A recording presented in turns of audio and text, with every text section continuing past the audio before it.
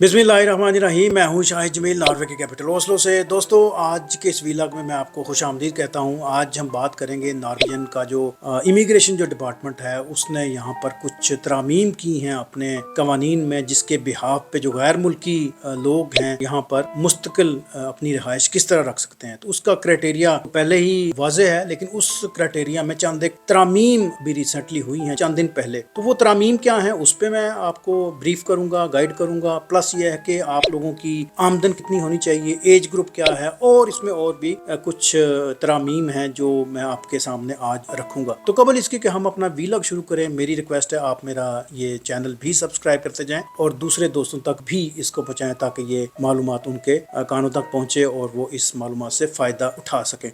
तो चलिए शुरू करते हैं जी आज का अपना वीलॉग।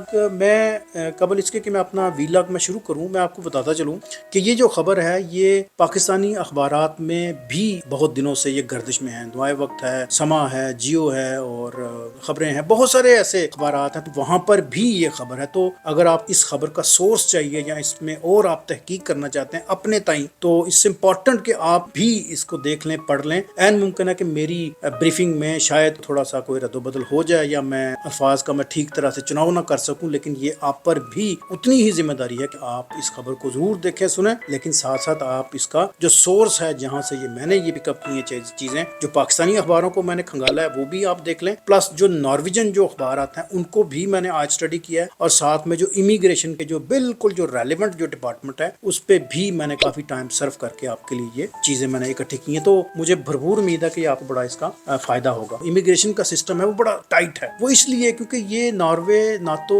यूरोपियन यूनियन में आता है और ना ही इनकी अपनी कोई इस तरह की पॉलिसी है। ये शेंगन में इसकी एग्जिस्टेंस है। शेंगन का जिसको भी वीज़ा मिलता है वो आसानी से यहाँ पर तशरीफ़ ला सकता है, आ सकता है विजिट पे, काम के लिए। तो जब वो विजिट पे यहाँ पे आता है तो फिर काम के सिलसिले में उसको यहाँ पर अप्लाई करना पड़ता है, बाकायदा उसके पास रिहाइश होनी चाहिए, फिर कहीं जाके उसको यहाँ पर एक टैक्स नंबर मिलेगा, और टैक्स नंबर भी उसको वो रिक्वायरमेंट के बाद ही मिलता है। अब लेट्स सी आप आते हैं जी पुर्तगाल से। तो पुर्तगाल का अगर आप रेंट परमिट है तो यहाँ पर आके बिल्कुल आप अपने आप को यहाँ पर इंदराज करा सकते हैं। तो आपको एक सर्टेन टाइम के लिए आपको एक नंबर मिलेगा जिसको हम यहाँ पर कहते हैं डी नंबर। वो डी नंबर ऐसी है कि जिस तरह एक आपका इंदराज हो गया, लेकिन आपको परमानेंटली आपको 100% रिहाइश नहीं मिली, लेकिन डी नंबर पे आप यहाँ पर आके जॉब कर सकते हैं। आपका ये टैक्स नंबर ही है, लेकिन आपको वो मरात नहीं है जो यहाँ पर 100% जो यहाँ का रेजिडेंट है या जिसका रेजिडेंट वीजा है। तो ये थोड़ा सा डिफरेंट है डी नंबर और आम जो बंदे हैं।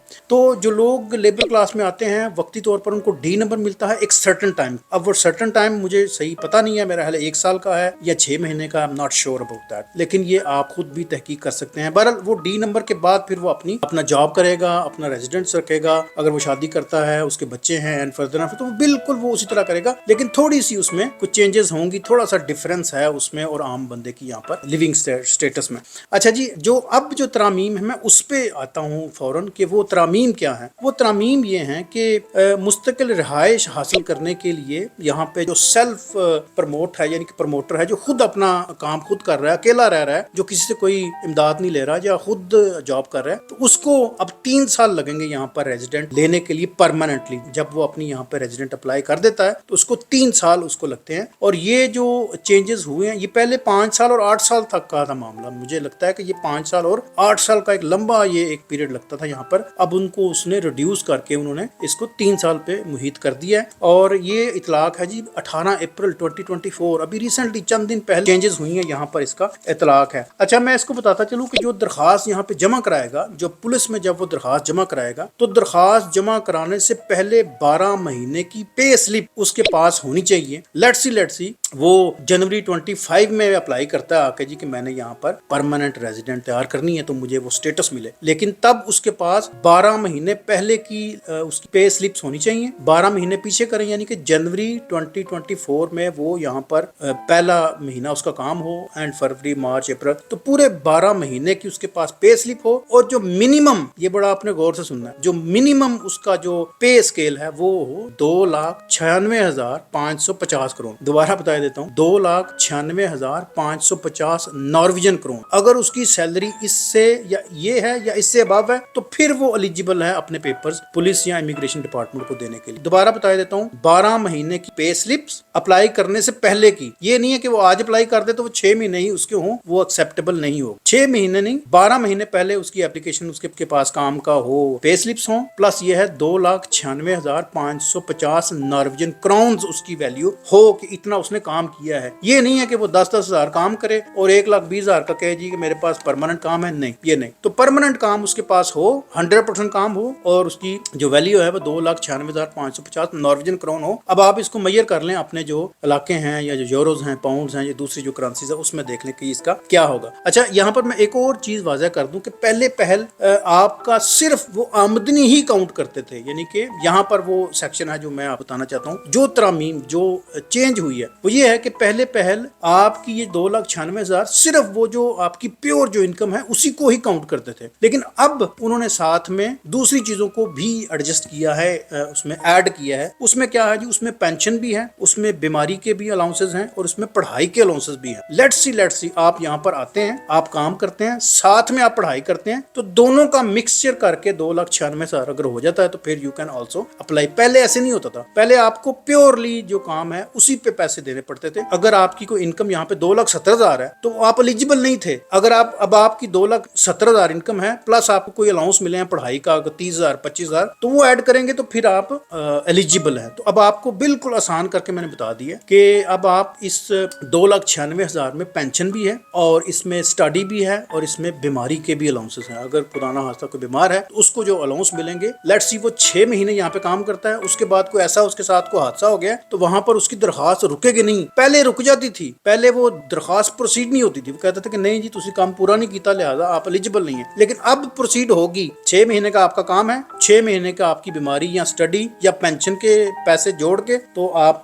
डिलीवर करने में वहां पर कामयाब हो गए। तो ये वो चेंज है, ये वो नुकता है जिसको आज मैंने बड़ी मेहनत से आपके लिए ढूंढा है। अच्छा, इसमें मैं आपको बताता चलूं कि एज ग्रुप क्या है। एज ग्रुप रखा है जी उन्होंने 18 साल से लेके 67 साल तक, 66 67 67 ईयर उन्होंने टाइम फ्रेम रखा है। अगर आपने यहाँ नॉर्वे में आना तो आपकी उम्र 18 साल से लेके 67 साल तक हो। 18 साल से लेके 18 ईयर टू 68 ईयर का आपका टाइम फ्रेम है। अगर आप 68 69 के हैं अब आप पे ये वो कानून नहीं लागू हो सकता। अगर आप 16-15 के हैं फिर भी ये कानून नहीं लागू। तो एज ग्रुप उन्होंने डिफाइन कर दिया 18 साल से लेके 67 साल तक। यहाँ पर वो लोग हैं जो अकेले हैं, उनका ये अप्लाई वो कर सकते हैं। अगर वो आ रहे हैं जी अपनी फैमिली के साथ तो फिर उस पे ये कानून लागू नहीं है। किसी और पर्पस के लिए यहाँ पे आ रहे हैं तब भी ये कानून उस पे इतलाक नहीं होता। तो अप्लाई कर देंगे तो फिर उनको एक कार्ड सा मिल जाएगा जिसके बिहाफ पे वो यहाँ पे चल फिर सकते हैं या अपनी जो एक्टिविटीज या दूसरे जो मामला थे वो कर सकते हैं। लेकिन पहले यहाँ पर पासपोर्ट पे इंदराज हो जाता था या आपको एक कार्ड मिलता था पहले भी, अब मैं श्योर नहीं हूँ इस बारे में। लेकिन बहरहाल अब ये है कि पासपोर्ट पे इंदराज नहीं होगा, साथ में आपको एक अलहदा भी कार्ड मिलेगा जब आप इस बिहाफ पे आके वीजा अप्लाई करेंगे।